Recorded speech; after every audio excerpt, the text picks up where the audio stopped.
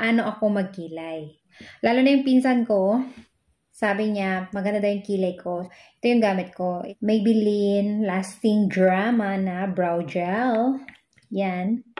Gamit na gamit to siya sa akin. Kuha lang tayo ng ganitong brush. Avon to na brush. Avon. Avon brush. Ganahan ko, ani. Yung kilay ko, faded na siya na microblading. Sundan ko lang. Dito ako sa gilid. Sa baba. Unang gumagawa. Ganyan. Hindi ako expert ha. Pero ito yung paano ako nagkikilay. Beginner ka. Dito ka magsusukat. Ito yung tumoy ng ilong mo. Straight. Diyan ka mag-e-end. Yan, diyan ka mag-e-end. Tapos yung dito naman, yung ano ng ilong mo, magpo-point. Tapos dito, diyan ka mag-start. Ganon din dito. Tapos babrush ko. Basta dito lang ako na part nag-shade. Tapos dito, hindi na. Kasi ang gagawin ko diyan, brow pen. Arches and Halos. Shaping pen. Very, very payat masyado, maliit, pinong-pino yung kanyang tumoy. Kita nyo? Ganyan lang. Guguhit-guhit tayo ng buhok. Yung kita. Basta something ganyan.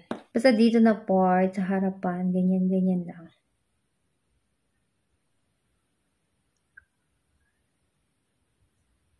Kasi absent na rin yung mga eyebrow ko, yung mga buhok sa kilay ko. Absent na rin. Ang concealer pala na gamit ko is NARS. Nag-iisang NARS. Matagal na sa US. Pero isang NARS, yung maliit pa talaga. Kasi mahal guys.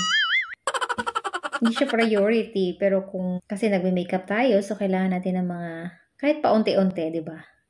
Pero kung ito yung magiging living mo, malamang mag-invest ka talaga. Kaya kailangan mag-invest ka talaga. Para plakado ang ating kilay. Kayang-kaya nyo itong gawin. Kahit yung mga beginners, saka kayang-kaya nyo gawin. Yan. Tapos yung concealer na gagamitin nyo is yung malapit sa skin nyo. Huwag yung kulay brown or very white. Tapos yung skin nyo, morena skin. Tapos yung concealer nyo sobrang puti. Tapos minsan, ginaganyan ko siya sa kamay ko para ma-blend.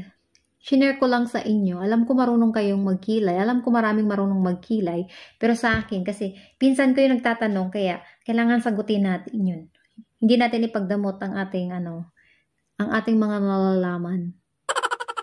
Dito rin sa taas, kailangan mo rin siyang i-concealer. Nang very light lang. O, diba? Pak. Ang linis na, diba? So, dito naman tayo sa kabila. Tapos na tayo dito. So, yung simple na kilay ko na everyday na ginagawa ko ito. So, ngayon, iba na naman. Sometimes, ganito rin ginagawa ko. So, malinis yung aking kilay. Meron tayong the brow glue ng NYX. Iaano natin yan.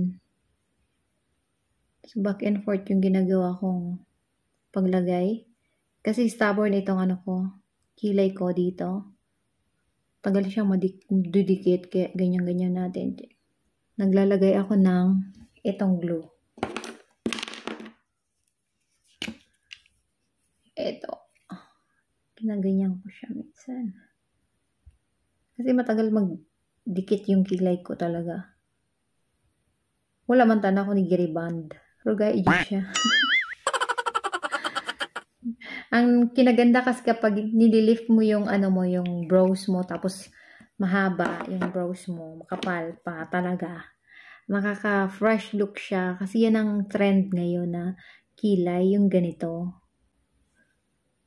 Yung nakatayo yung mga kilay mo. Ano yung eyebrow? Oo nga, kilay. Takas nakaka-fresh look talaga yung ganitong kilay. Kung may mga absent dyan. Hit natin patayo. Yung parang nagduguhit lang din tayo ng yung buhok, yung kilay. Ganyan, sundan lang natin yung mga may absent dyan. O, diba? Mas maganda. Saan ang nyo? Bet nyo dyan.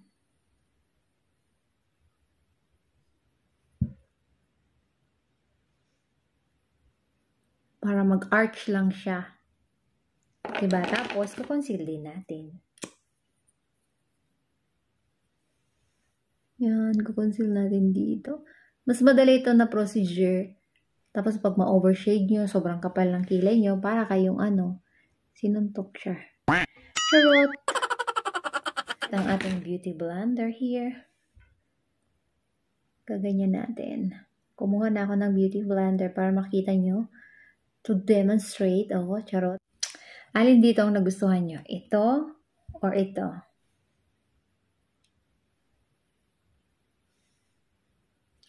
Or ito? Salamat sa panonood and I hope may natutunan kayo.